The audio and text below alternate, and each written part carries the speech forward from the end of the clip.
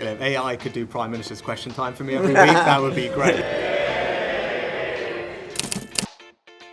Bill and I are here in Imperial College London, where we've been meeting some of the UK's top innovators in clean tech. Now, the UK is a world leader in technology, and in particular, it's an AI powerhouse. So today, we're going to be interviewed by an AI. All right, let's go.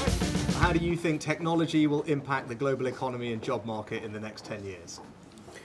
Well, we clearly need to be more efficient. There's a labor shortage, in healthcare and education.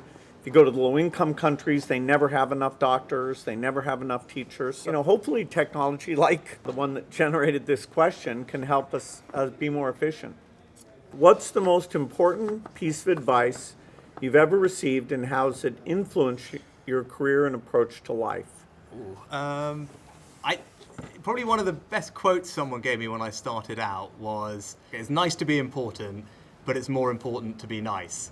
And I thought that was a nice way to think about your life. And it doesn't mean you should be soft, doesn't mean you can't take tough decisions and be firm, but I think it means treating people with decency and kindness and empathy. How about you? I've had great advice. Warren Buffett talked about, in the end, it's how, friends really think of you and how strong those friendships are. That was great advice. Richard Feynman was a scientist, and he always said, it's good to show your confusion, because if you let yourself sort of pretend to know something, then your thinking gets sloppy, and eventually you kind of won't be able to figure things out at all. And he was always so good at, did he personally understand it? Had he worked through the examples?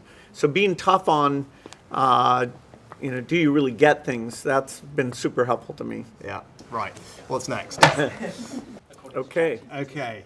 If you could go back in time and speak with your younger self at the beginning of your career, what advice would you give yourself, and how would you approach your work differently?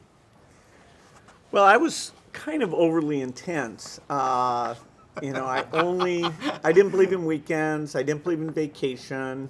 It meant that there were a lot of people who probably could have helped me that just didn't fit in, because I had this very narrow view of the working style, the talking style.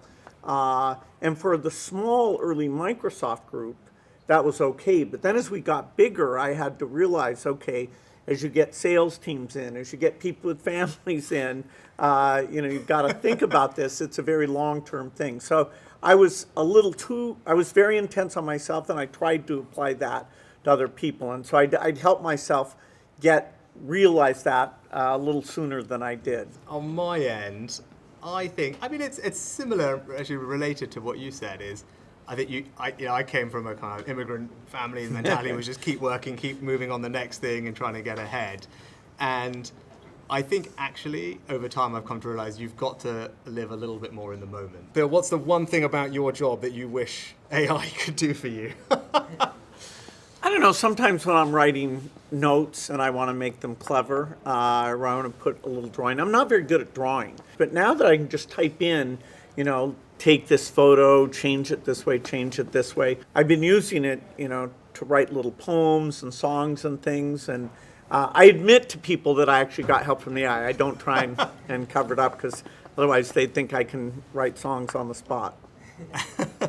I think if AI could do Prime Minister's question time for me every week, that would be great. We have this thing, which I don't know if you know, so every week I go to Parliament. It's famous. It's right, yeah, exactly. Infamous. Every Prime Minister kind of says the worst part of their week. So if I could have some AI avatar deal with that for me every week, that would be great. Question. Okay. Looking to the future, what gives you the most hope for the world, and what actions can individuals and governments take to create a better future for all? Well, fortunately, in the face of all these problems, we have human innovation.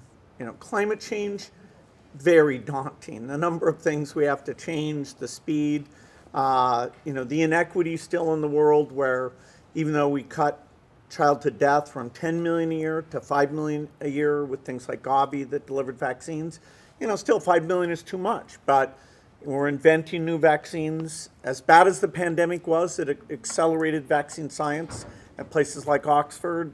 They're working on a malaria vaccine. So my optimism and hope is that we've got more people being educated all over the world. We've got more sharing of information.